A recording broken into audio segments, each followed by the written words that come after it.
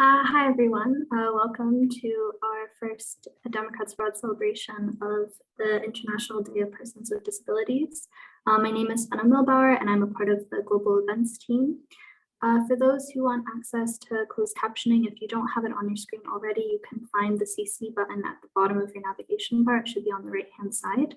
And please note that we'll be gathering for questions for the speakers in the chat box. So if you have them, please put them in the chat box and we'll try to address them at the end. And I now have the pleasure of welcoming our global chair, Candace. So Candace, take it away. Thank you so much, Fenna, and good morning, good afternoon, good evening, everyone. Very happy to have you with us here, wherever you are joining from around the world. My name is Candace Karistan, and if we haven't met yet, it's nice to meet you and have you here with us at today's event. It's my honor to serve our organization, Democrats Abroad, as its international chair. Today, December 3rd, marks International Day of Persons with Disabilities. And thanks to our Global Disability Caucus, newly formed this year, we're gathering as a global community to celebrate and reflect on what this day means.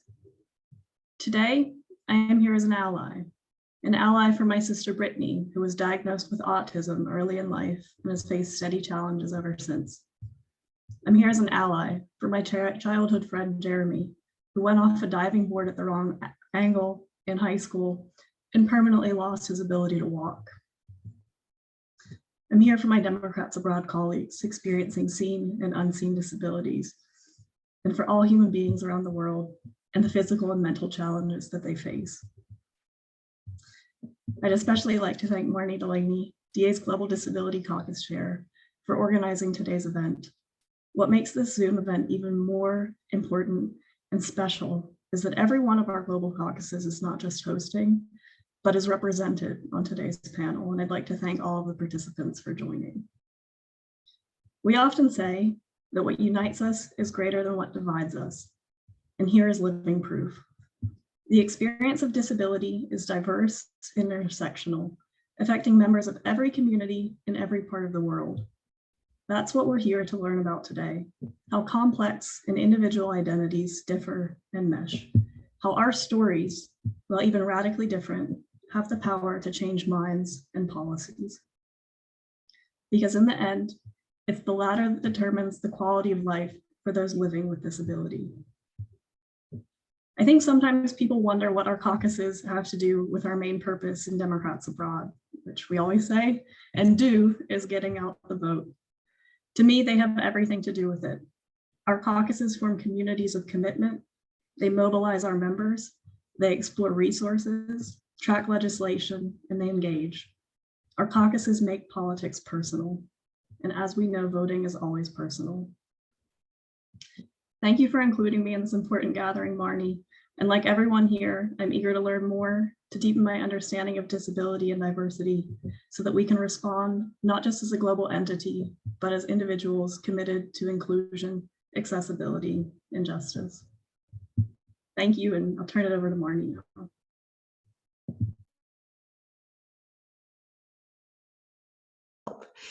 Thank you so much, Candace. We're really, really grateful for all of your support, from getting approved to having you be here and sharing your thoughts with us. So hello, I am Marnie Delaney, chair of the Global Disability Caucus. Also, I'm also bipolar and have multiple sclerosis, and I'm female, lots of other stuff too. As a group, the Disability Caucus is here to give voice to the needs and concerns of people with disabilities, members of Democrats Abroad, as well as others throughout the United States. We know that there are at least 1 billion people in our community around the globe, and that as a whole, we often face challenges with healthcare, with employment, with housing, with misconceptions about our abilities, and basically discrimination of all types. However, the experiences of any one individual are unique, shaped by the families and communities in which they grow up, by the quality of their educational opportunities, and by the accessibility of healthcare and other resources. They're also influenced by other immutable factors like race, gender, or age. In yesterday's terrific immigration event put on by the AAPI, VMF, and Hispanic caucuses, We heard about the situation for immigrant detainees, including one specific story about a man with a disability who came within a hair's breadth of being abruptly physically deported, largely in an effort to erase him from the view of inspectors. We also heard about women and children in detention facilities who, like all people under supervision or care, are far too often victims of sexual assault. And as with some of the detained immigrant women, even forced sterilization. I couldn't help adding these stories together in my mind as I contemplated the confluence of factors which contribute to the unique nature of personal experience. In a given moment, any element of your identity as defined by you or by some random person with power can determine your health, your safety, your entire future. I'm going to jump the line here and take a minute to share a few gender-related tidbits as a representative of Global Women's Caucus, which can color the experiences of women with disabilities. Women with disabilities face significantly more problems in both public and private spheres in attaining access to adequate housing, healthcare, education, vocational training, and employment, and they're more likely to be institutionalized. Just as an example, looking globally, the UN found that the global illiteracy rate for persons with disabilities was as low as 3%, and for women, 1%. They also found that 75% of women internationally with disabilities were unemployed. Another thing, medical research doesn't adequately include or inform women or adequately address, I can't say that word, adequately address the full range of issues specific to women. 8 of 10 prescription drugs withdrawn from the market are withdrawn due to women's health issues. If women were appropriately included in the research, these drugs would likely have never entered the market in the first place. This lack of representation extends to other segments, including people with disabilities, seniors, and many racial and ethnic groups. Another thing, women are twice as likely as men to present symptoms of panic attacks, generalized anxiety disorder, agoraphobia, and other specific phobias. Depressive disorders as a percent of neuropsychiatric disorders, why did I do this to myself, account for 29% for men and 41% for women. Of course, there's much lingering acceptance of the tired explanation that women's physiology drives this gap. Thank you, Mr. Freud. After all, we clearly become mad women for a few days every month, so naturally, serious illnesses are often trivialized and dismissed. More enlightened points of view recognize that many of these psychological challenges to women's well-being can actually result from or be exacerbated by the sexism and inequity baked into our culture. Parenthetically, they also note that in overcoming these barriers, women may actually end up stronger and more creative, have more creative coping and problem-solving skills. So we have that going for us. So there's a lot more I could say, but we have a lot of incredible people who have kindly agreed to come here today and give us their time. So I'm going to stop and turn things over to our wonderful leader of education and information and our moderator today, Allyssa Schoenemann. Thank you. So good morning, afternoon, and evening, everybody. First off, I really want to thank Candace and Marty for their amazing welcoming remarks. Even with the amount of esteemed panels that we have today from various marginalized groups, we cannot even begin to scratch the surface of understanding how disability plays a role in the way in which we navigate life, whether it be accessible or inaccessible. Now, as introduced by Marty, my name is Allyssa Schoenemann. I'm the moderator of today's event. My pronouns are she and her. I'm originally from Long Island, New York, and I currently reside in northwest part of Germany since September of 2020.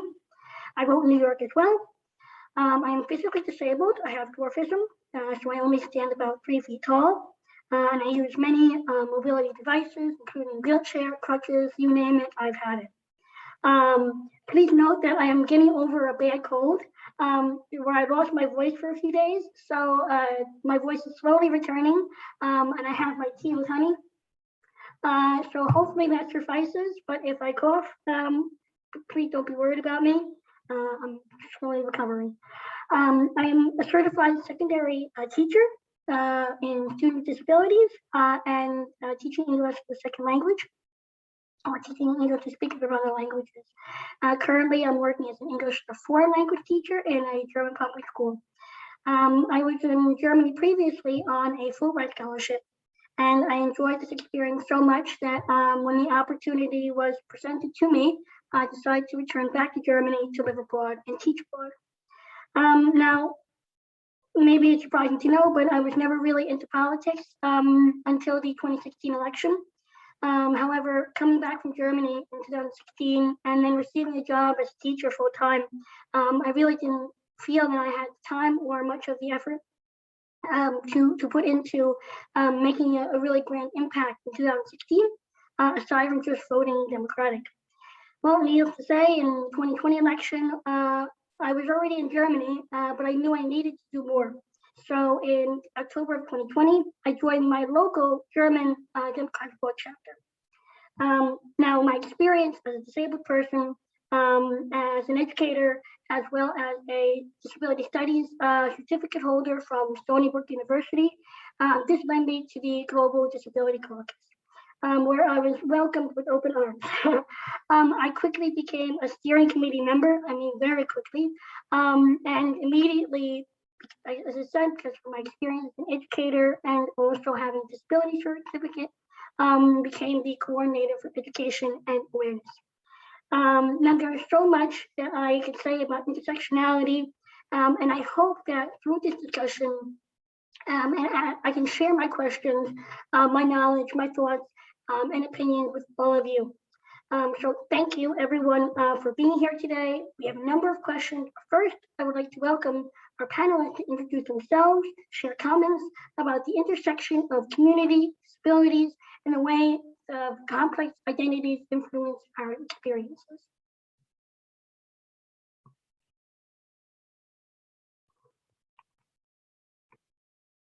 So we should probably kind of go through in some sort of order. Why don't we start? I believe we have first on our list, we have Dr. Emily Lyons. There you go. Yes, thank you. I'm Emily Lyons. I'm here on behalf of the Global Asian American Pacific Islander Caucus. And I just want to start off by saying thank you for inviting me, for including us in this event. We are also one of the newer caucuses, and so we're really glad to support the newest caucus that we have, or second newest at this point. And yes, this is a really important topic. And I also appreciate just having the opportunity to actually do some research myself and to learn more about it. I will say that this is not something that I know a lot about in the context of the AAPI community. So I appreciated having the reason to do some extra Google searching to find some things out. And I did learn a lot this past week as I was looking up some stuff. So for example, I learned, according to this organization called Respectability, there are about over 1.3 million Asian Americans and almost 65,000 Pacific Islanders that are living with some sort of physical, sensory, cognitive, or other disability. And almost 18% of AAPI are with disabilities actually live in poverty, which is compared to around 10% of AAPI that don't have disabilities that are in poverty. So there is a significant difference in those groups. It was also really interesting. I watched an event, which I'm happy to share in the chat, with the Disability Rights Group in California. And they had an event in honor of Asian American and Pacific Islander Heritage Month this past year, talking about these issues. And I think this is probably the big thing that a lot of us will talk about from the other caucuses is this challenge of feeling accepted in both communities. So a lot of people mentioned that they felt like, I am an AAPI person, but I'm not being accepted by them because I am someone with a disability. But then when they are with other people with disabilities, they don't feel like they're also accepted by them because they're AAPI. So this event, there were a lot of heartbreaking stories of people talking about how they thought that they found their group, whether it was, a young child going for the first time to a school with other deaf children and thinking, oh, I found my people, and then being turned away because they're like, oh, but you look different, and still being mocked for how they physically look. So I do think these are issues that we need to talk about. It's great that we all come together to talk about them, to educate not just everyone in Democrats Abroad, but also ourselves. There's a lot for us to learn. So again, thank you for this opportunity, and I look forward to hearing from everyone else and learning some more. Okay, I believe next up is Jazz. Yes, hello and hi everybody all across the world. My name is Lidano Jazundayan Moore. I am here on behalf of the Global Black Caucus, and thank you very, very much, Marnie, the Diversity Caucus and Democrats Abroad for putting this amazing and very important event together on such a special day as it is today. And I'm also completely filled with joy just looking at my screen and seeing all the caucus leaders or caucus representatives there from Democrats Abroad, because this is exactly a mirror image of our society, who we are and who we should also represent in our constituencies. And this is also the intersectionality there, because when it comes down to diversity, equity, and inclusion, and especially accessibility, we as the Global Black Caucus want to point out that African Americans with disabilities have often been, or mostly are, overlooked. We do have approximately 6 million African Americans in the US who live with a disability of some kind. I myself belong to it. Not every disability is visible from the outside. I myself have suffered since more than 10 years of mental illness. This is something that cannot be healed, but it can be treated or it can be managed. You learn how to cope with certain things. I do have a partner who is going through similar issues at the moment, combined with bipolarity, and all of these things are not visible from the outside. So again, not every disability is visible from the outside. Coming back to what I've started off is that in fact, all African Americans have, or not all, but African Americans have the highest rate of disability of all segments of our population at a little bit over 20%. Yet they only get little attention from reporters or from the public or from any other organization. There are certain topics or pointers that are very important in this whole context. We look at poverty, we look at education, we look at employment, health, and our Black history. So if we break that down regarding poverty, there are 40% of Black Americans with disabilities who live in poverty compared to 22% of Blacks without disabilities. And that is a very significant number per se. When we look at education, African Americans, students with disabilities, they have the lowest graduate rates from all over US racial groups. According to a congressional report, and gratitude at a rate that is significantly lower than other African American students. When we look at employment, about only 28% of working age African Americans with disabilities are employed compared to 72% of working age African Americans without disabilities, according to respectability.org. And we look at health, there is evidence that African Americans with disabilities who need medical treatment face very strong and high barriers that range from negative stereotypes on the part of practitioners to a lack of transportation to get to the doctor's office. And that is just one little detail of that. And if we look at Black history, students introduced to African American history, notables such as Harriet Tubman, Fannie Lou Hamer, Mary Davidson, learn about their contributions to society, but rarely do they find out that each had a disability and why it actually was very significant to what they actually have accomplished. So many of these Black historical figures, innovators, and activists had their disabilities erased completely when their stories are taught in schools and covered during Black History Month and Women's History observances as well. The same also could be said for stories being written today about racial inequality, which omit the struggles of Black men and women with disabilities. There's one big question I'm going to point out into the room until I give the next caucus leader a chance to speak as well. What about the disabilities that have been inflicted by the US government, whereas victims and bystanders today are still waiting for compensations or reparations? And I'm glad and happy to give the next time to the next caucus leader. Thank you very much. Okay, so next up is Beth.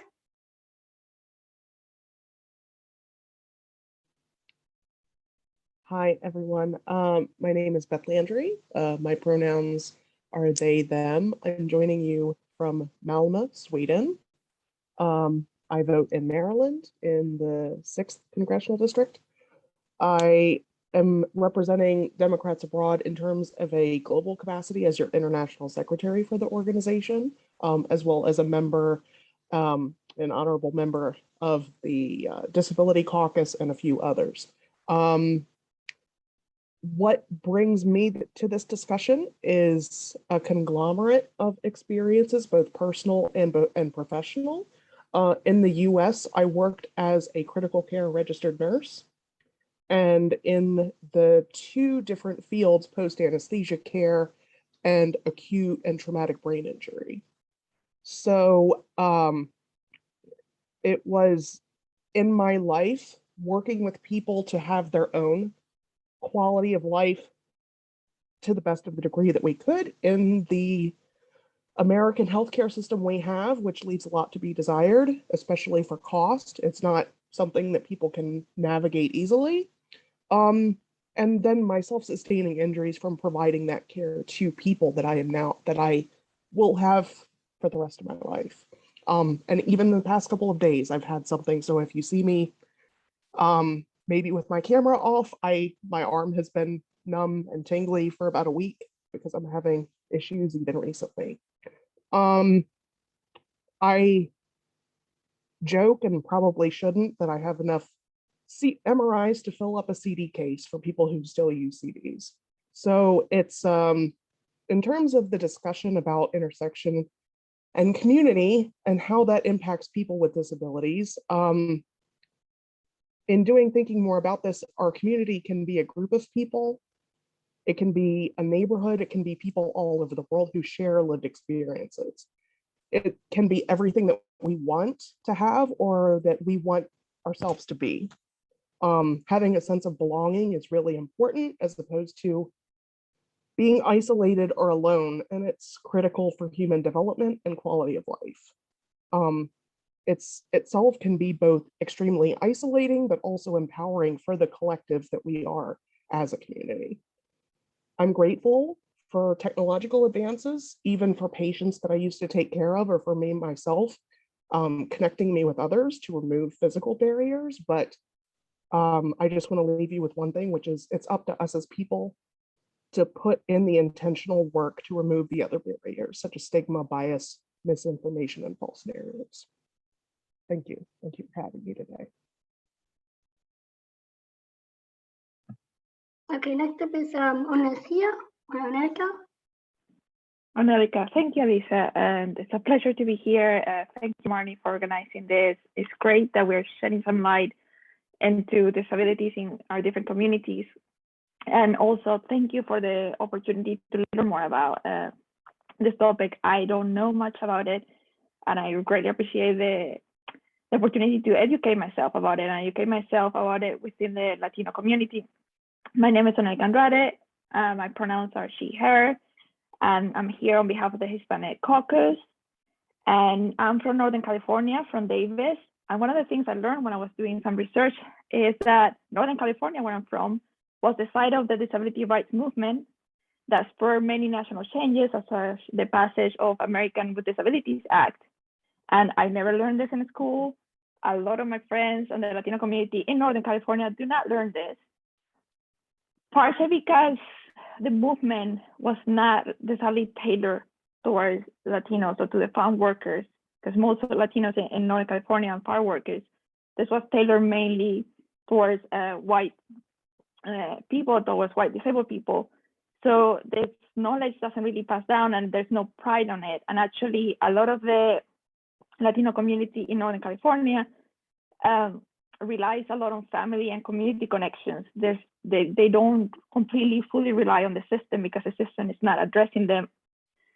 Things have improved, but it's not completely there. And one thing that I learned that I found very interesting is that for a lot of Latinos, in many cases, some of them are undocumented, so they don't even have access to the help that they should get when they're disabled, is that for them, the concept of being independent of the disability rights movement advocates for independency. But actually, a lot of the experience for BIPOC and for Latinos is that they go more for the concept of mutual aid, of interdependence. And this makes a lot of sense because for the Latino community, family is a really strong, there's a really strong tie with family and community. So it makes sense for them to have family around, and this interdependence, you become independent, but through this mutual aid, that there's always someone helping you, and you become a key part of the community, but you're not all left alone to figure out your way around the community.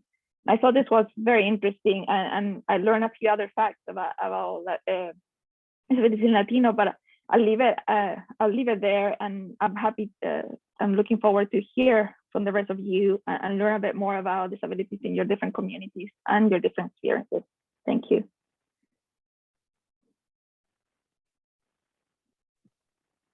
Okay, next up is Tim. Hey there, how are y'all? My name's Tim, he, him pronouns. I am in Toronto, Canada, but vote in Rochester, New York, and I am representing the Progressive Caucus today. And I had planned to talk about my experience with ADHD, which I have obviously lived with my whole life, but only diagnosed about a month ago, and had thought to talk about the experience of lockdown and how different it impacted my mental health, and thought to talk about also, because we all experience neurodivergence differently, had thought to talk about the questioning that I had, like, do I even deserve accommodation? Do I even really count as different? And I had thought to talk about all that. And then 2 weeks ago, I got COVID. And the experience of having COVID and the after effects of COVID, which haven't left yet entirely, I think really informed my stance in a way that I wanted to share today, because it is a lesson, for me at least. The experience of ability is going to change for all of us. We don't know what it's going to be like from one day to the next. And I know certainly I defined my identity and myself by the way that my brain worked. And I certainly had parts of it that were a struggle and parts of it that I really cherished. And that too can change and will change over time. And that does inform the reason that I'm a progressive and the reason that I'm part of this work, because this does affect all of us. We can't leave anybody behind. And I know some of the stories I already have talked about the way the American healthcare system simply doesn't work. And it doesn't work well for people who are perfectly neurotypical. It doesn't work well for anybody. But in particular, it's impacting people who are living with different challenges, different disabilities, different ways of thinking and experiencing the world. I think I wanted to share a quote here that may not sound like a disability quote, but the quote is, "The few own the many because they possess the means of livelihood of all." And that quote's from Helen Keller, who was a socialist, because of the experience of disability, which she assigned some of the impact to the capitalist structure she lived in. We still have that. It's better, but it's not fixed. And it's up to all of us to do that, to take on that work, and to support each other in surviving it. And it is, for many of us, just a matter of surviving it rather than thriving. But we all deserve that chance to thrive. We all ought to have that chance. We all have that ability to thrive, regardless of our mental health, regardless of our physical bodies. We all have the ability to thrive. We deserve a system that allows us to unlock that ability. That's the work that we do. And I'm proud that we all do. Thanks. I'll pass it on to the next. All right, next we have Eric. Hey, thank you so much for having me on the panel in the first place. I'm here as a representative on behalf of the Youth Caucus. I'm also the chair of DA Switzerland, and I also suffer from an autoimmune kidney disease called IgA nephropathy. I think one of the interesting things about being young, whatever that means, I'm the same age as Candace. So, I mean, she can represent the Youth Caucus just as much as I do, but is that no one really suspects young people to have a disability, especially when you look healthy. And it's kind of an interesting dilemma because you're kind of expected to do the same thing young people are supposed to do, go out, socialize, barbecues. I do what I can. During the coronavirus pandemic in particular, it's been quite challenging because I'm super privileged to be in the position here at Democrats Abroad where I can manage teams, but I can't really meet with anyone on my team. I haven't seen anyone in person, maybe 2 people in person from my team during the entire coronavirus pandemic. And it's complicated because having kind of a disguised disability makes it can easily be construed as antisocial, can easily be construed as all sorts of different things that aren't easily visible because people don't know your story. And of course, that also goes along with so many other intersectional facets of people's lives. People in the LGBT community, for instance, a lot of them have to also feel hidden in the respective societies that they live in. Not all the time, but yeah. So it's a really interesting dynamic that's going on. Actually, 15 minutes before I joined this call, I was still connected with a tube coming out of my side, so to this machine that I was on for 8.5 hours during the night. There's a lot of ways which, of course, these disabilities can impact you. If I started the machine just 15 minutes later, I wouldn't be able to join this call on time. Similarly to Beth, occasionally I'll have to turn off my video since I need to take medicine. And in addition, sometimes when I take medicine, I can only take medicine when I'm eating. So there's all sorts of kind of side things that happen that disability can lend to people that aren't visible and are easy to make judgments. And I'm sure Allyssa here on the call is also really familiar with that. That people assume might be easy for you or might not understand why you're behaving in a certain way. That's something that I've certainly become aware to as my disease has progressed, which I guess kind of as a more or less final point. One thing that I find really interesting about chronic disease and chronic disability is that it sits on a gray scale, right? I probably was born with this autoimmune condition, but it progressively gets worse. So at what point does it become a disability? According to the VA, it can become 30% disability, 60% disability, 80%, and 100%. And each of those are really qualitative, and there's nothing in between. So I'm happy at least there's somewhat of a gray scale there. But I think it's also good to realize for, my own personal journey and for everyone observing me and other people in kidney disease, for instance, or other chronic diseases, that it's this complication of understanding at what point is a disability makes it also difficult for us to understand how to interact with the society that we live in. At what point do we get healthcare support, for instance, and so forth. Unfortunately, so many things in our system is black and white. And hopefully we can make progress in understanding how to adapt to a more of a grayscale situation. I think that's it from my side.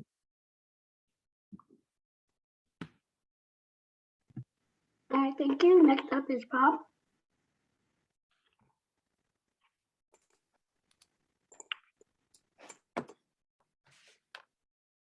Okay, hello and thank you. I wanted to make 5 rapid points about disability in the LGBTQ community. This first one that I like to lead with is often surprising to people who are under 40 because you probably don't have a living memory of this.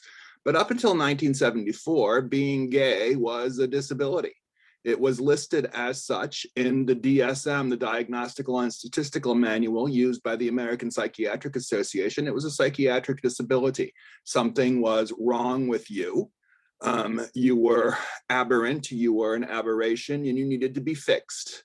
And unfortunately, even though in 1974, the APA removed this from the DSM, this rhetoric still exists and plays a political role in the world today in the form, for example, of reparative therapy, which is now happily outlawed in many states, but still not all states, and is still part of the discussion in certain quarters. Reparative therapy, if you don't know, you could watch a documentary currently on Netflix called Pray Away the Gay. But the idea, of course, is that you are inherently wrong. And you can be fixed if you just will it hard enough. Inherently wrong, that's an interesting phrase as well, because it's not just Republicans and certain psychiatrists interested in making an extra dollar who advocate this kind of reparative approach. It's also the Catholic Church, not the current Pope, but a previous post. I can't remember if it was Benoit or John Paul. I think it was Benoit or Benedict, the German Pope, issued an encyclical some years ago when he was still Pope, in which he said, oh yes, gay people are, of course, God's children, but they are, quote, inherently disordered, unquote. That was the phrase that was used by the Pope to describe gay people. So the language, the rhetoric of disability has been part of the LGBT community for a very long time and continues in rather insidious ways to be part of that community. When we take, second point, the subset of the T of LGBT, trans people, there's an interesting double edge to the rhetoric of disability. On the one hand, positively, one might say, prior to transition, trans people suffer from body or gender dysmorphia, right? It's a form of mental, emotional, affective disorder. They are not in the right body, and this is a disabling condition. And so here you have a sort of positive use of a language associated with disability, because the trans people who undergo a transition then find themselves in a positive existential situation where they feel comfortable in their bodies. They feel like they're in the body that they were supposed to be in. But then the negative rhetoric comes in, because as we see very often today in political discourse, trans people are all sorts of horrible things, right? We're perverts, we're dangerous, something is wrong with trans people, they shouldn't be using those bathrooms, etc. There's something mentally wrong with them if they think that they have fixed themselves by undergoing gender reassignment. So at least with the trans community, you have this sort of double-edged use of the rhetoric of disability that is positive on the one hand, but really politically quite negative on the other hand. And it's going to be part of the 2022 campaign. It was part of the Virginia campaign, it will be part of the 2022 campaign, and it will be part of the 2024 campaign. Third point, you know, the LGBT community in particular, starting in the very late 1970s, bore the brunt of the first wave of the ongoing pandemic of HIV and AIDS. And the language that was associated with LGBT people at the time was a language of a sickness, not just in terms of a malady caused by a virus, but also mental sickness. They deserved this, said the Christian right, for their perverse ways. And one of the salient concrete results of that is that the community was basically abandoned, right? And left to fend on itself to provide care to sick members. People who had HIV, you know, at the time, it was basically a death sentence. Today, in contrast, it is a chronic but manageable disease, much like diabetes, but still debilitating in various ways. But at the time, It was a death sentence, not just physically, but also socially, because people were very afraid of you, very afraid to touch you, very afraid to be near you, very afraid that somehow or another this disease was going to be communicated magically through the air, which is not how it is communicated. But in any case, people with HIV and AIDS patients were not only viewed as disabled, but they were disenabled from communities of all sorts. And to our great credit, the LGBT community rose and provided the necessary care for patients with HIV and AIDS.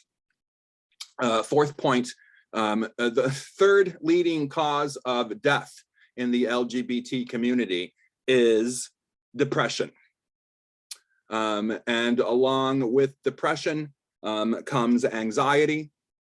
And along with depression and anxiety comes self-hatred. Now, you can make the case that depression may be biological or neurochemical, and anxiety the same. You might be able to treat those with drugs. But it is also the case that the LGBT community suffers immensely from these kinds of disabilities. And when you think about them in terms of self-hatred rather than a biochemical affair, self-hatred is something that's not biological, it's not physiological, it's not anatomical. It is a psychological response, right, to the ways in which various other communities respond to the fact of being gay or lesbian or bisexual or transgender.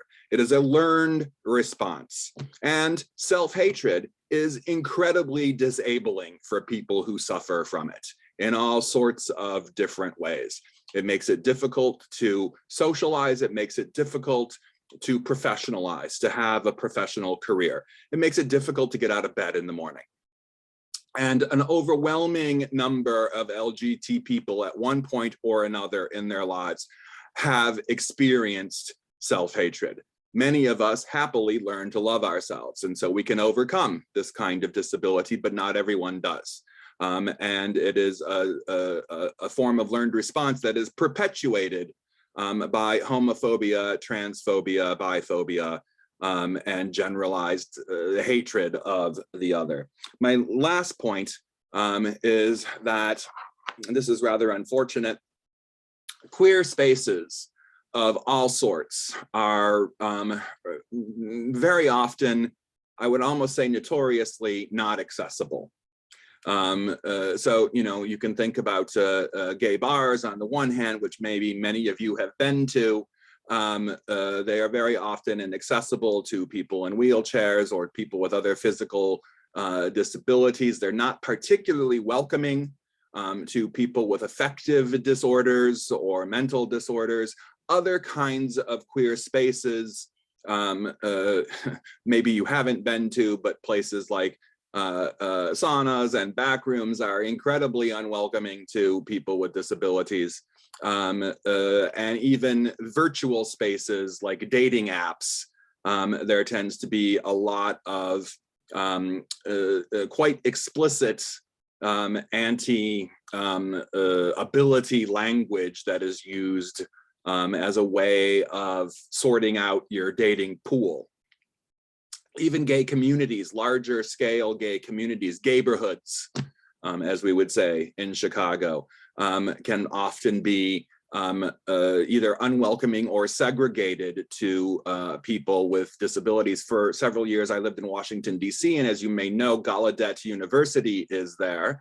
That's the National University for the Deaf. So there was a very large community, actually, of people who were both gay and deaf. And it was always interesting to see on 17th Street, which is the gayborhood of Washington, D.C., the kind of semi-self-imposed, but not entirely self-imposed segregation that happened with the deaf gay individuals. Often they came in groups, as opposed to those who were hearing enabled. So even within gay communities, there are forms of segregation that take place on the basis of ability. And that's something that gay communities, LGBT people need to work harder on, precisely because historically we ourselves have been viewed as disabled and continue to be viewed as disabled in various ways. So those are my 5 points, and I will hush now.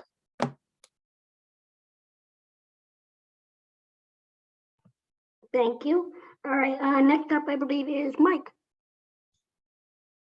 Hey everybody, my name is Mike. I live in Ho Chi Minh City, Vietnam. I am from a village in Kansas, about 80 people. And I spent the vast majority of my life living in places with fewer than 4,000 people. So Ho Chi Minh City is a very interesting place to me. New York City plus a little bit in size. But I am a 100% disabled veteran. I am medically retired from the service at 70%. I was medically retired when they learned that well, I suppose when they diagnosed me with bipolar 2 disorder. And I wanted to take a moment to talk about how sometimes even the science is wrong.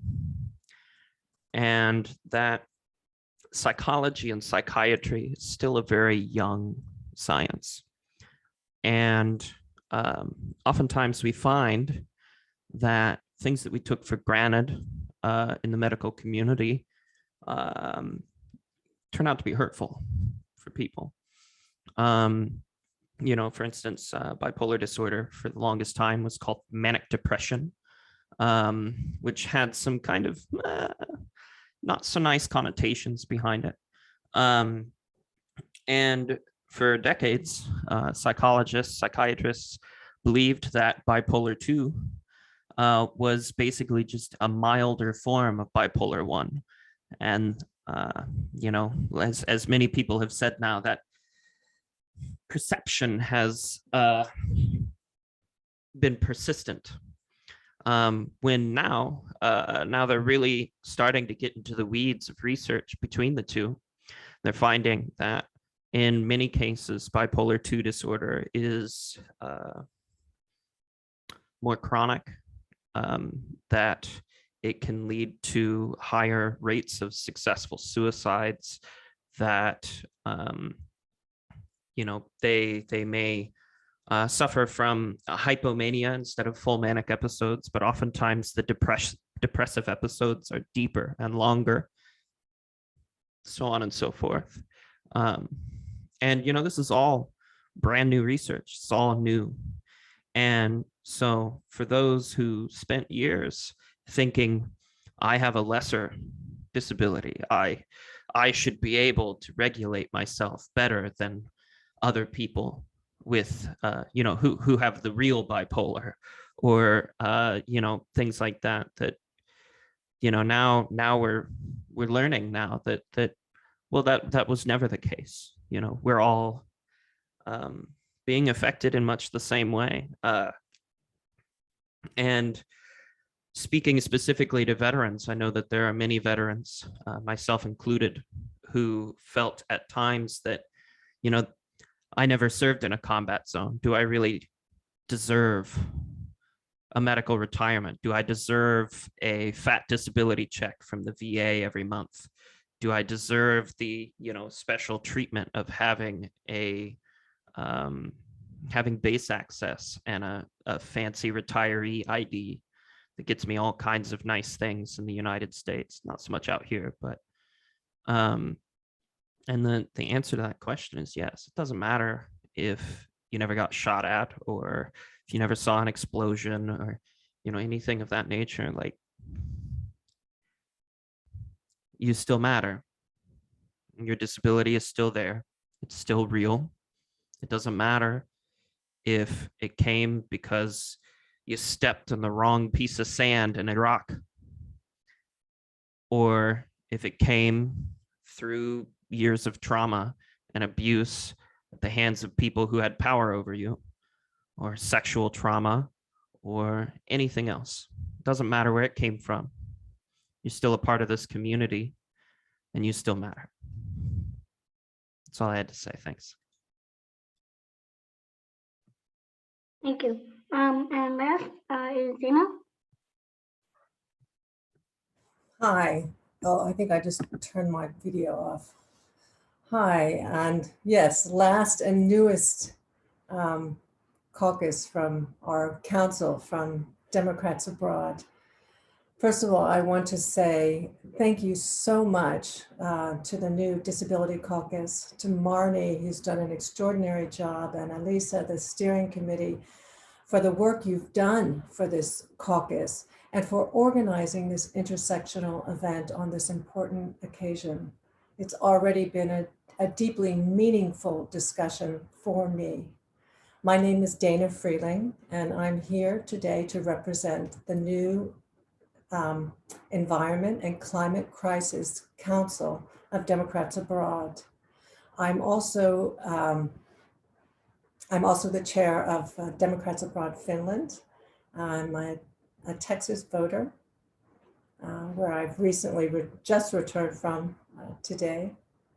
And I'm very excited to share with you now that Democrats Abroad has this new Environmental and Climate Crisis Council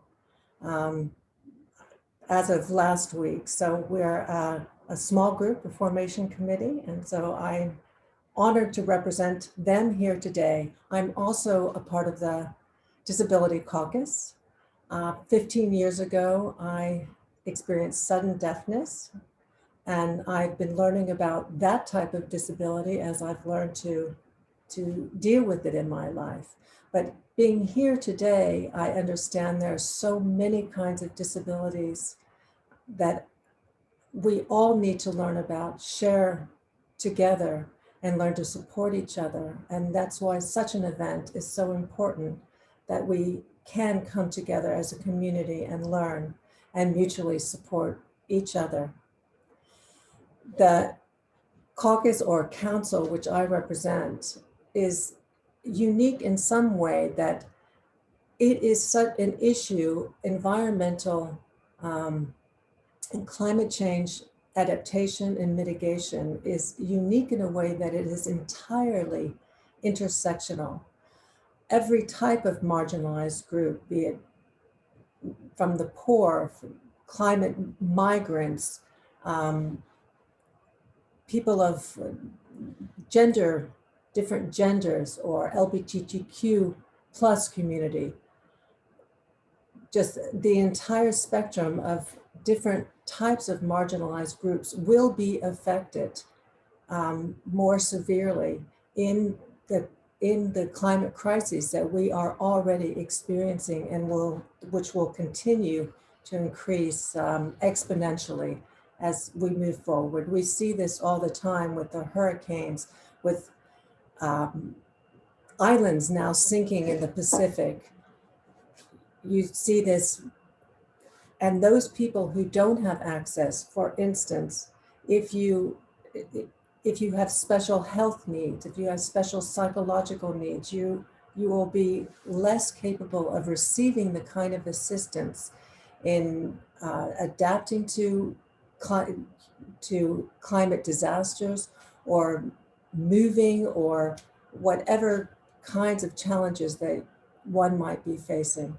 Every type of disability, every type of marginalization, every type of unique group that you belong to will compound the complications in adapting or mitigating these kinds of climate issues. So I think it would be very interesting and important to learn from these various groups how we can work together, how we can learn together, and how we can support each other, which is why this particular event is so meaningful today. So thank you so much for including me. Thank you so much. Okay, that was, we went through the list of all of our members from all specific caucuses. Actually, through everybody's introduction, they answered the first question that I had, which was the relationship between you and disability, right? What is your relationship or initial relationship with disability? So I'm going to move on to the second question. Really, two questions in one.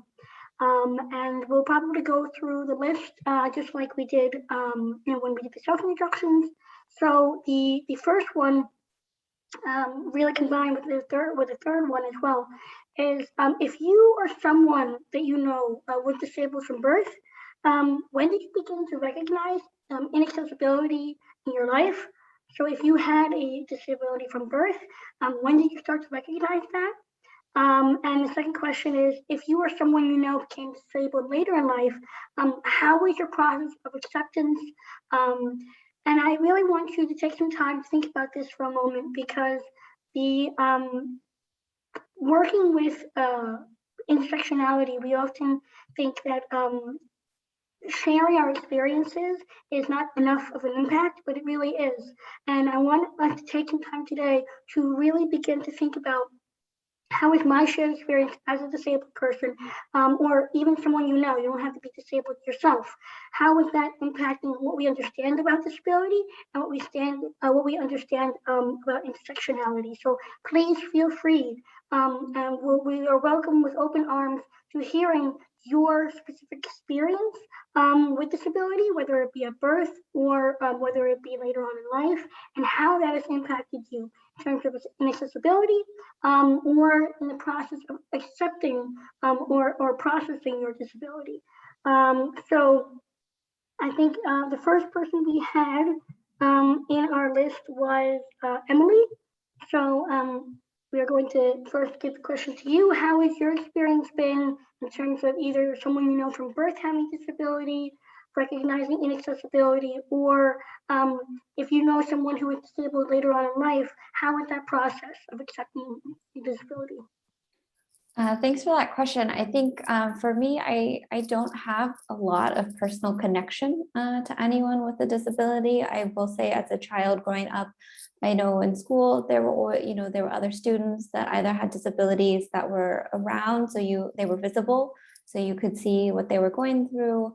My father is a psychologist, and so he was actually working at a psychiatric hospital through most of my childhood. So I would say I actually had more experience with, I guess, being exposed or trying to understand mental health issues from an early age.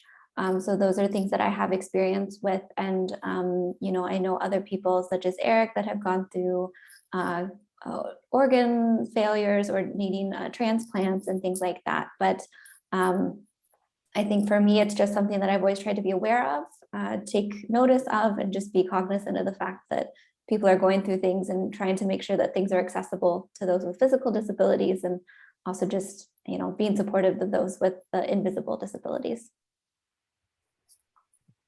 Excellent, thank you. Jazz? Yes, that is really a very, very good question, and a question that we can look at in very, very different angles.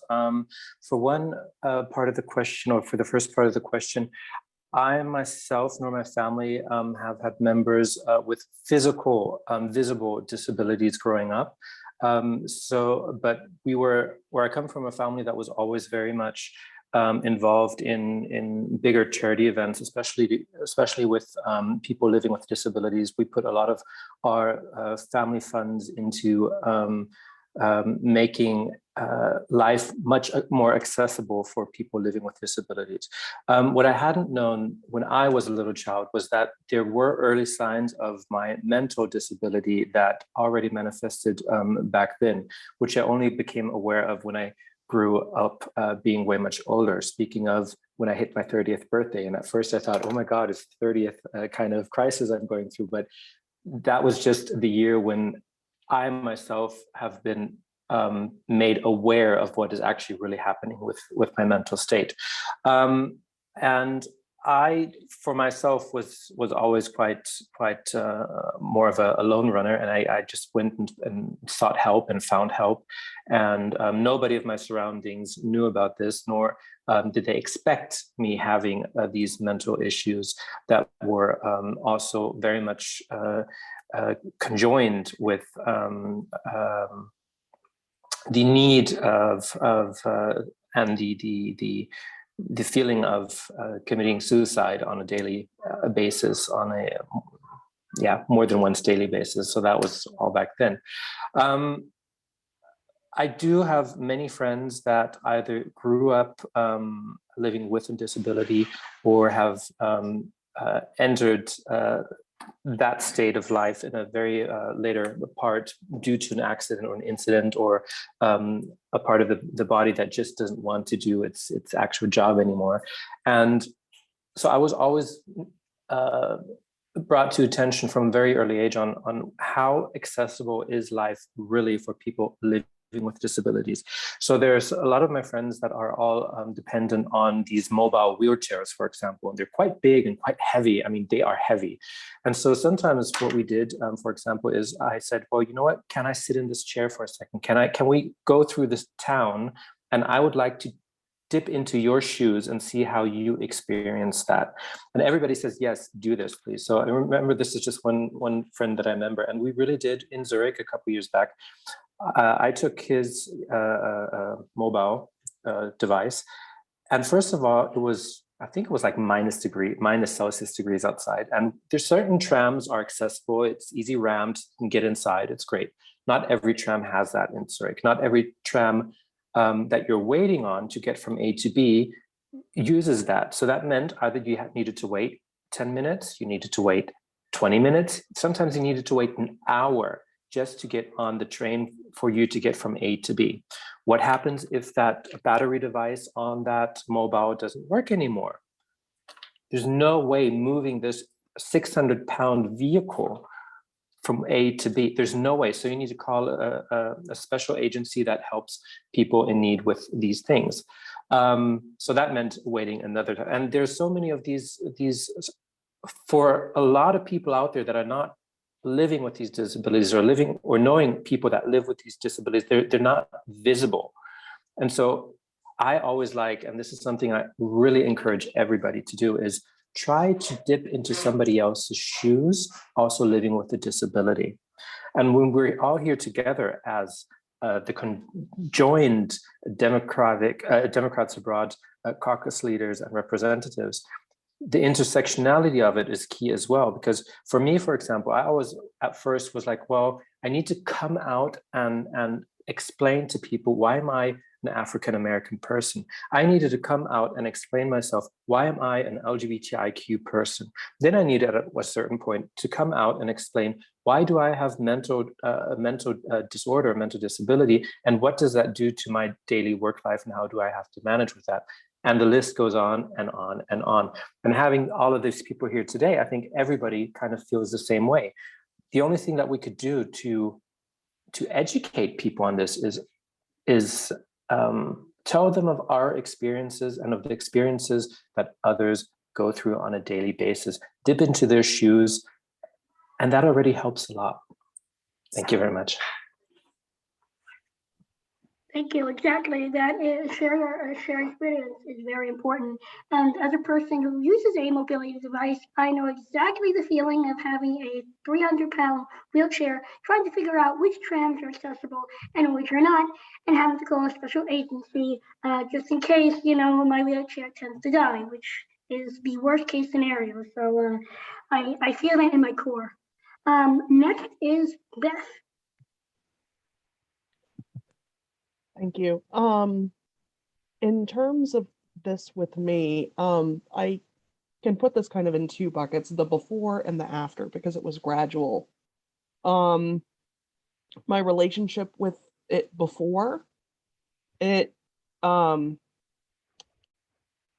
so I didn't know many people growing up with disabilities from birth, and maybe that was intentional. I lived in a very, very rural area. Maybe there's kind of communities that are isolating within themselves, like, we don't need to see certain people or they can't get to certain places. So, or at least that were physically obvious, I should say that.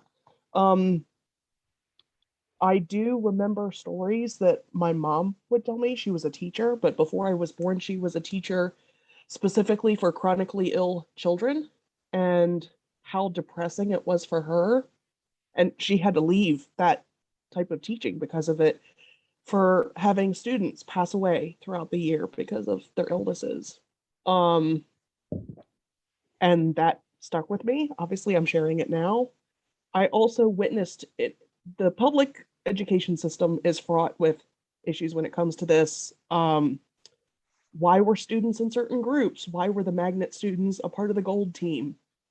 Why was someone a part of the green or the purple team? Like, you're isolating people into these separate clusters, and in reflection, I don't think the administrators thought through the implications for that when it came to students.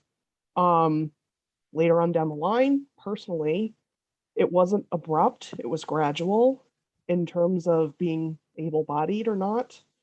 Before I knew it was degenerative, I didn't accept it. It made me angry to know that the lack of support for me professionally led to permanent physical injuries. And when I couldn't work at the bedside anymore, I advocated for policy in terms of my nursing union for nurse to patient ratios and having equipments or types of equipment so that you're doing lifting safely and ergonomically and not sustaining injuries, which on the day it happens, you don't even know it. You wake up the next day and you're just in pain and don't know why, or suspect why. And then getting into the system when it comes to shorter long-term disability, it didn't happen right then. You didn't see your foot being run over by something. So there, is your case going to even be handled well? The irony of the possibility of me not having insurance due to pre-existing conditions providing patient care was not lost on me. So working to advocate for that definitely did help have my own acceptance.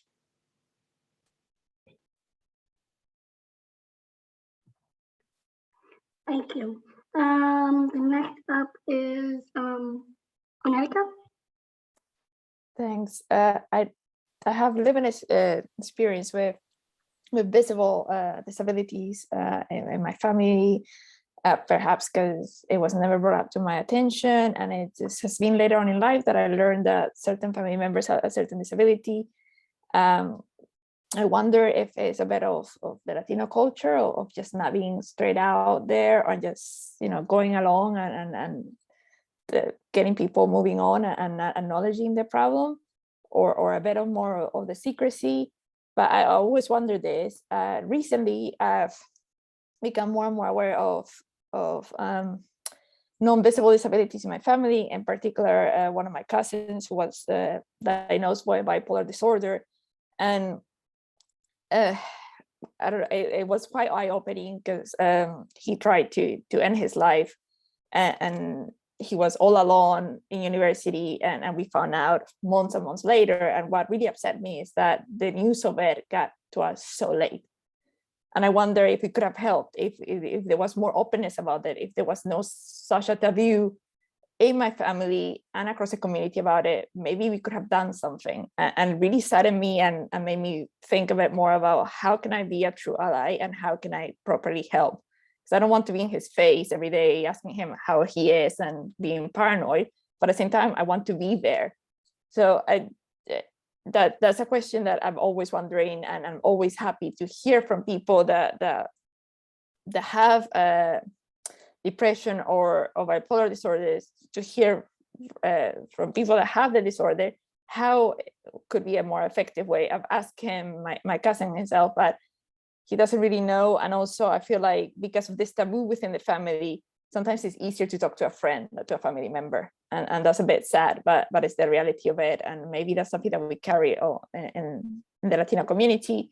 I also have experience with colleagues with physical disabilities, and like Jazz, I've asked them how accessible is the city, and we've exchanged notes, and Brazos is not accessible at all for disabled people. It's awful. And many of my colleagues keep on putting forward requests to make it accessible, especially at least for conferences that my workplace organizes. And in this occasion, we had a conference that was perfectly accessible for, for people with wheelchairs or using canes or that couldn't walk on their own, but the restrooms had steps to get to. And the way of addressing this to my colleague who complained about it, they said, well, you just ask one of the security guards to help you. And that's not really helpful there. As you mentioned before, you want to be independent. And so this has been quite opening, and also it's been quite eye-opening to now have a baby and have to walk with a stroller around the city. And I'll be walking with a stroller for the next 2 years and that'll be it. But it makes me think a lot, what about people that are disabled that, in 2 years, they're still gonna be using this? How do they even navigate the city? And I think there's a lot of work to be done across Europe and probably in the US, but I feel like across Europe and especially in smaller countries, there's a lot of work to be done and has been quite eye-opening. And I pass it back on to you, Allyssa. Thank you. I mean, we can talk hours about inaccessibility, whether it be in the country that you are residing in right now or back in the US. And it really all depends too on whether you live in a major city or, as you said before, smaller communities and smaller cities or towns or villages. It really depends.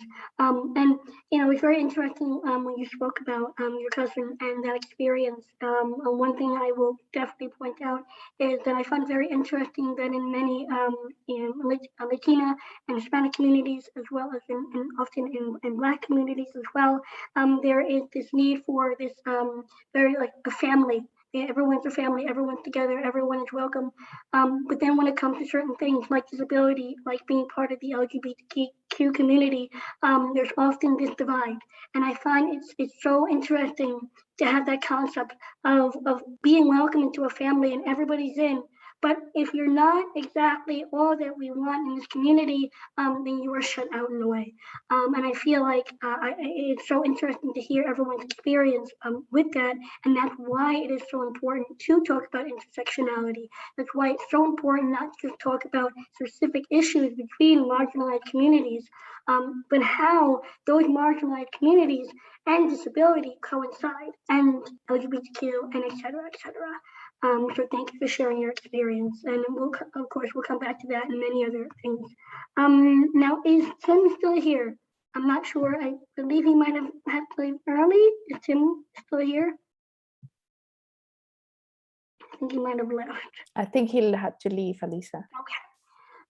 So if is Eric still? Yes, Eric. Then we'll move it on and pass it off to you. Yep, I'm still here. Apologize ahead of time since you guys brought up so many interesting points that I think I'm going to be a bit rambling. I'll at least try to keep within the time. It just won't be so organized. I think Onalika, I'm really sorry to hear about the mental health issues in academia and suicide that's so prevalent there, and I wanted to mention that. It's at least, I don't know how it is in other fields, but particularly in academia, it's really sad at how tremendous amounts of mental health issues go under the radar. 1 in 2 PhD students suffer from mental distress, which is 50%, an astounding number. And each year I'm aware of at least one suicide amongst my friend or friends of friends group that happens within the institutions that we go to. It's a really big problem and something that needs to be addressed. Again, sorry, I'm not, let's see. Well, one other comment about accessibility. Now, I grew up in the nice, and also with regards to academia, especially when we were talking about intersectionality within the Asian American community. There's particularly, and I'm sure Emily can talk more about this, there's a tremendous amount of stress for people for their children and for performance and for people to get the highest scores all the time, and people are going into fields that they don't want to, and this leads into mental health issues as well. when it comes to accessibility, now I grew up in the nice suburbs of St. Louis. And it's really incredible at how, especially now being here for kidney transplant, I've had a lot of culture shock coming back to the United States, at how incredibly insulated and isolated, purposely insulated and isolated the suburbs are. I grew up not seeing handicapped people.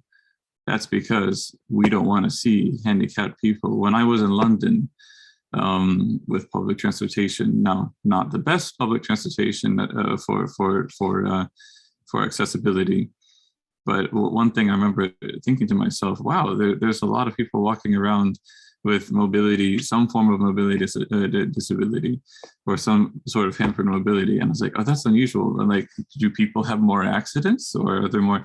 And then I realized, oh wow, I just grew up in a bubble. And it's really sad that the only way to really know and address issues is being aware of it. And if we're not aware of it in the United States, we can't do anything about it. Let's see now, last two small points. About anxiety and depression and intersectionality. A lot of people with chronic illness, of course, can have a lot of difficulty, and then I'll talk about my own acceptance in a second.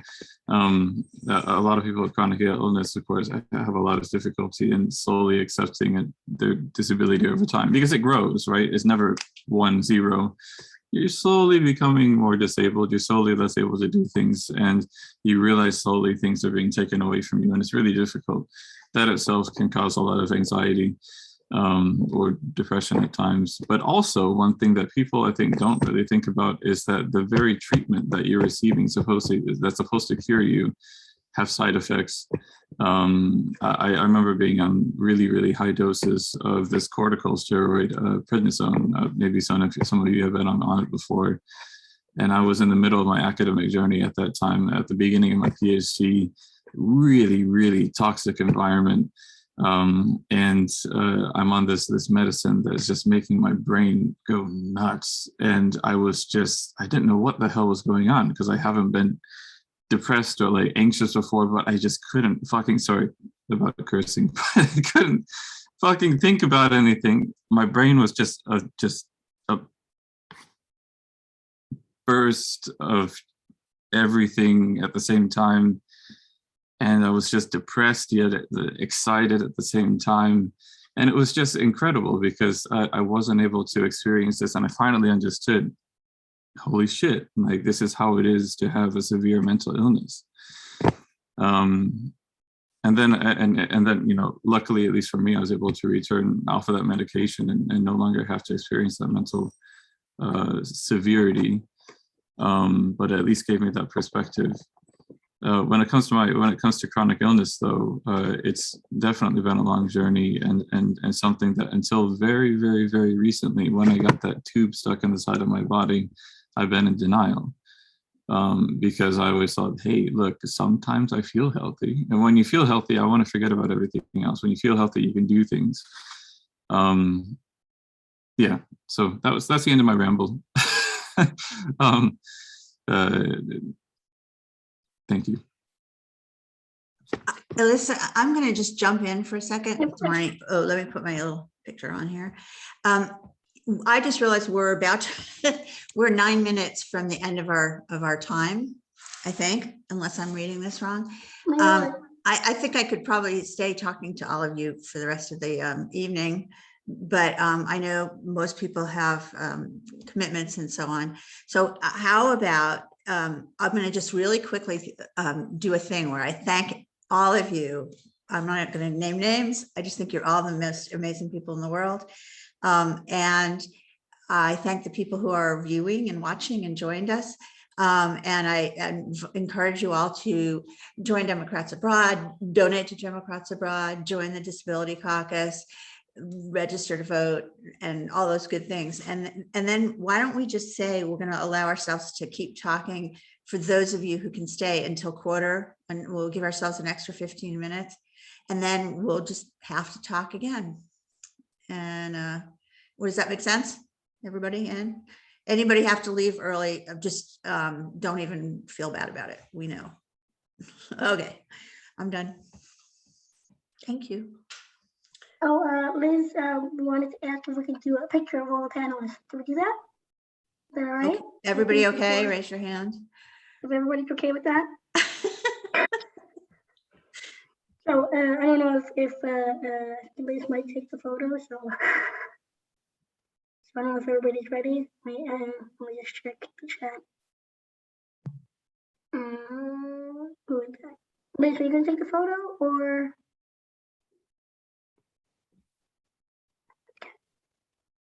Then I will take one as well. Props. I love it.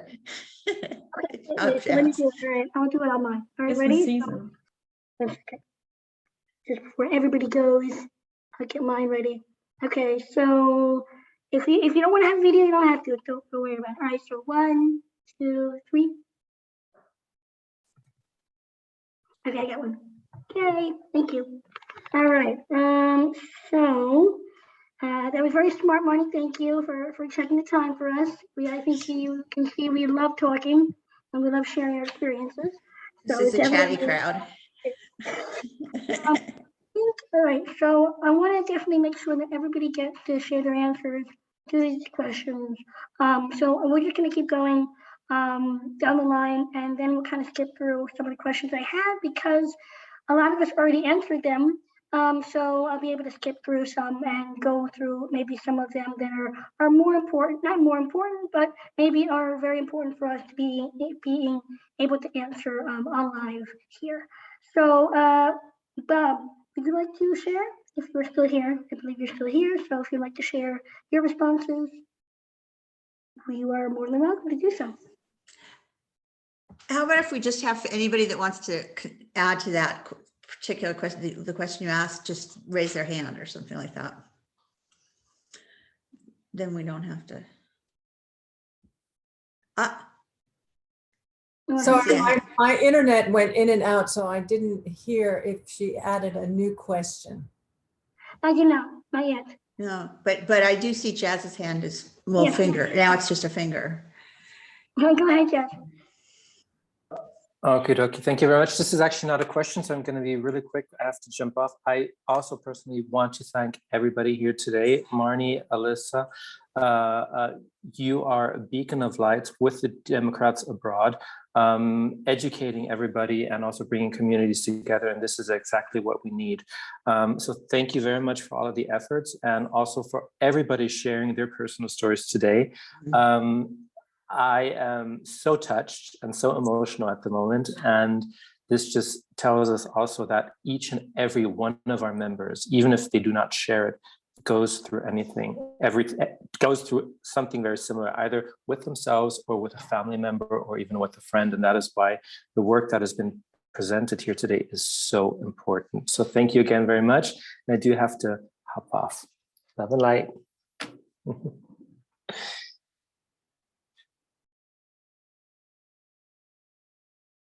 Okay. So if we're jumping around a bit, Marnie, would you want to just jump around to some of the other questions? I think. Yeah. Why don't you just throw out another question and people can raise their hands if they want. I actually have like a couple questions from Sue, Suzanne, who lives in the UK. Yeah. So we'll go through some of her questions. We're actually very relevant to the discussion today.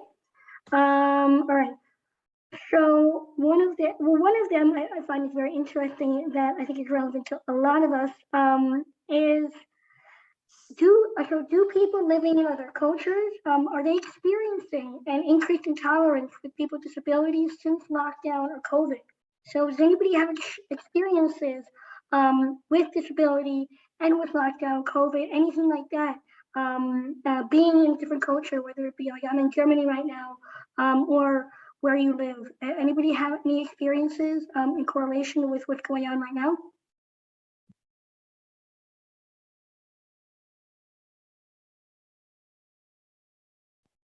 I could say that in some ways, as a person with who's hearing impaired, that going virtually is a great asset for me, because I can turn on closed captioning, and it's so difficult when you meet with people in person. If you have some hearing, if there's any ambient noise, but also going outside.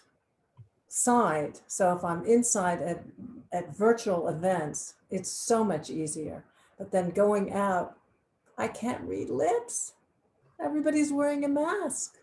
It's horrible. So that comes to me every single day. Eric, I believe you have, and then Beth. It's not in all situations, but when there's lockdowns, there's sometimes a lot of difficulty for people to get the dialysis they need, particularly if you're doing blood dialysis, since those centers might be relatively far, then you're surrounded by people that are immune compromised. So it's more likely that someone can pass off a disease. So certainly during this time, it's been, I've been hyper aware of being exposed to situations like this, and I'm sure other people in end-stage renal failure have also been exposed to situations like this. Now Beth, and then Mike. It can go two ways with this. I had limited enableness in terms of getting out and moving around prior to lockdowns in the pandemic. And so staying inside was something that I had done previously, or not getting out and about and going hiking. Like, I can't just go and do that. So it wasn't a dramatic change in lifestyle for me, like I think it was for so many other people. And so I don't think it really impacted me. Like, the staying inside, it didn't impact me as much as I think it did with others. And it was kind of witnessing other people having a really hard time with it when it didn't impact me as much. But being in a place where the language barrier is extremely difficult in terms of navigating the system, if you don't speak the language and it's spoken in a handful of countries, it's not like something like French where it's everywhere. It's a very small, it's not a common language worldwide. And so the culture and the language barrier and trying to access a medical system, fortunately, a lot of people here who are native Swedes speak English, but I don't want a mistake with medical care with that. And to have that's not something you have a translation issue with. Like, you need to know what the issue is, where to go, who to see, and navigating a system in a different language is extremely challenging, on top of having a barrier physically or in whatever disability someone has. So yes, many of us are in places where, it's a universal healthcare, like the benefits of it are good, but it can definitely be challenging. Thank you, Mike. Yeah. So for anyone who's lived in Asia, mental health is a little different. The way it's treated, the way it's looked at. I've been in 2 countries in this region now, and it's been really interesting. For instance, here in Vietnam, psychiatry. When I was getting out of the service, I was used to having like full hour appointments with a psychiatrist who, got very deep into what was going on and updated my medication, updated my diagnoses, things on a very regular basis, paid really close attention, took very detailed notes, so on and so forth. When I came here, First, it took me about 6 months to find a provider. Because like Beth said, language barriers. There are very few hospitals here in Ho Chi Minh City, even, the largest city in the country, that have English-speaking staff in the mental health department. And so, and obviously I don't speak Vietnamese. I tried. It's too hard. But it's been very interesting to go from, hour-long psychiatry appointments to 2-minute-long psychiatry appointments, where I walk in and he asks me if my medication is damaging me somehow. And I say, well, not really, and then he's like, no, it's all good. Same medication, same dosage, same everything. Have a nice day. See you in a few months. And, with COVID, when COVID finally made its way here to Vietnam, we were doing a really good job for a long time. And then Delta got in. But after COVID, we went into a full military lockdown, not allowed to leave your home.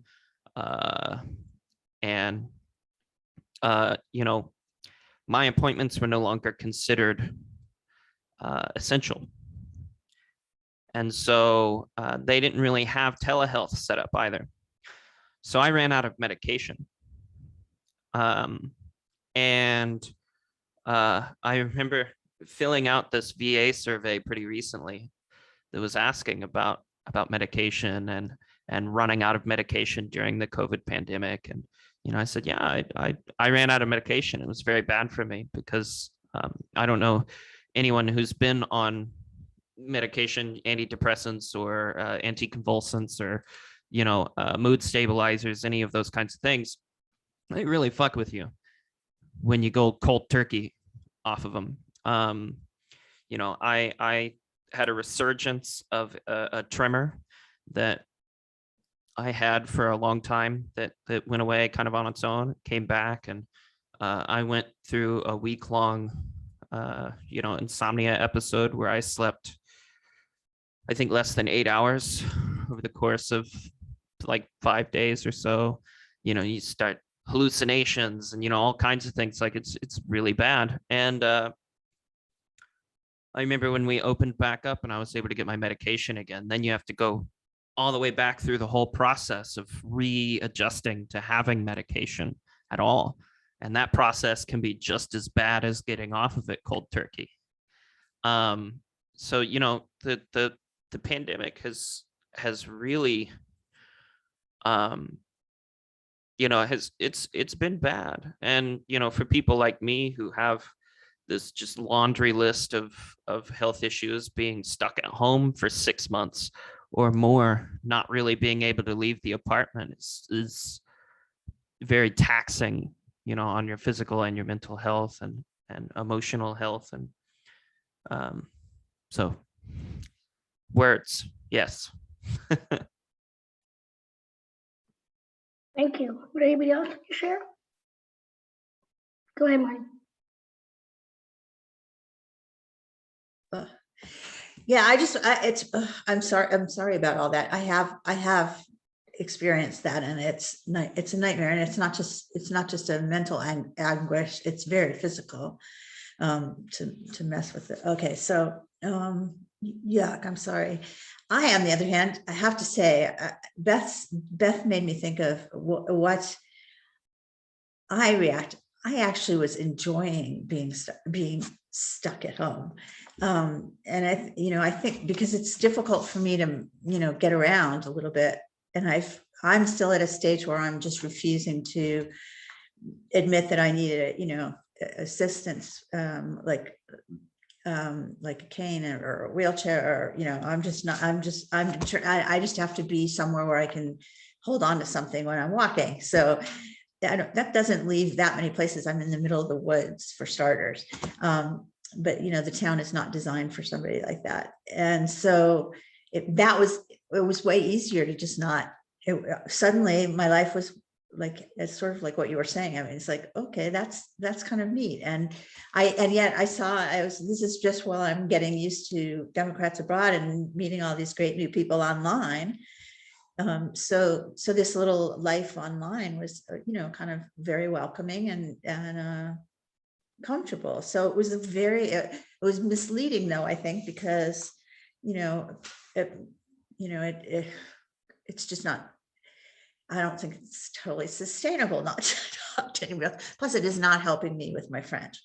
So, I think I guess the short and long of it is, it's a really mixed bag for people, this whole change that the world is undergoing, and it's not going to stop. I don't know, I forget who said that. I think it was Eric, but I mean, it's here to stay. Life isn't going to be the same way as it was, clearly.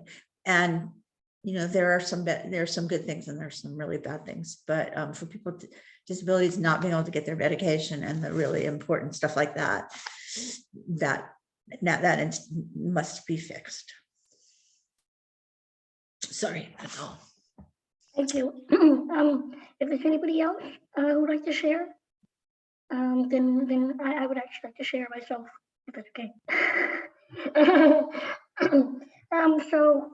Exactly what a lot of people were saying in terms of how COVID has affected us and lockdown.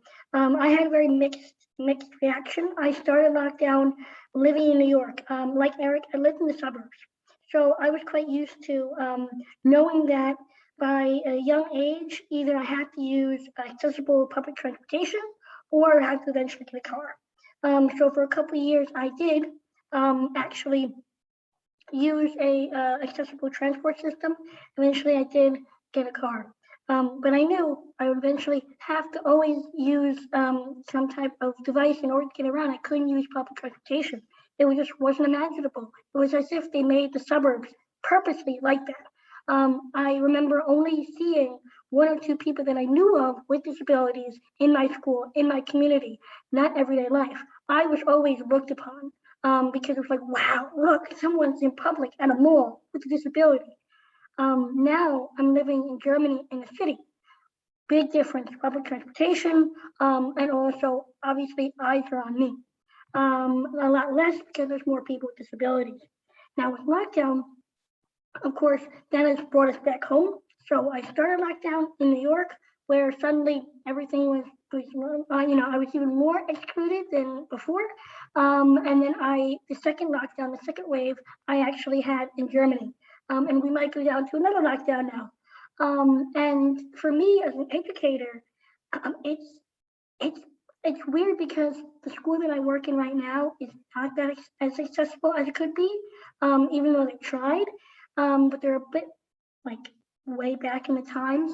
So all of these technological devices that I use, they don't really have at the school. They're still using older devices. And I use mobility devices. I use technology to my advantage because as a person always turned 3 feet tall, I need a wheelchair. I need document cameras. I cannot hold a piece of chalk, effectively in my hand because my fingers don't bend. And a lot of people don't realize that doors, the simple doors are not accessible. So I felt very, very inaccessible in my own building. So when we went into lockdown, it was almost a 180. Everything was available to me. I had the Wi-Fi at my house. I had the computers. I could control everything and set everything up without having to leave at my house. So in a way, that was more accessible. In another way, in terms of seeing people and interacting and sharing experiences was both blessing and also a hindrance because I didn't get the exposure to people and really share experience. Luckily, there are groups that I was able to be a part of, like Global Caucus, Disability Caucus. I'm so happy for that. Not many people know about that. Not many people have joined those groups. So that's why one of the reasons why it's so important for us to get together on days like this so that we can have those groups. Because if we go into another lockdown, if something happens, we know that there are groups like this that we can rely on. And I don't know if it was Mike who said it, or I think Arthur said it, that someone said, if you don't have family, you have friends. And that is so important. And I believe here, we are friends here. We can open up and we can talk about this and share experience in our times of very high times and low times. So yeah, that was kind of my little rant. I think who else? I think someone else wanted. Was there anybody else that wanted to speak? I wasn't sure. I think someone said in the chat. Money, do you know? No, I'll look quickly at the chat, but we're really sort of at our, Yeah, I wouldn't unfortunately. start a new conversation because I don't think any of us have the ability to keep ourselves to 2 or 3 minutes. So I think we should, Alyssa, thank you so much. Thank you so much. Thank you, all of the people on the screen, off the screen, everywhere. We'll make the world more accessible. We just have to get to work. But we are doing, I should add that is one of our priorities, is that we are going to be working to make DA itself more accessible in every way that we possibly can think of. And so please join the caucus if you possibly can, and especially if you have ideas about what those changes could be and how to get them done. So thank you. I can't just tell you thanks enough. This is very moving. So with that, everyone have a good evening, afternoon, morning, whatever the heck it is. Take care. Bye.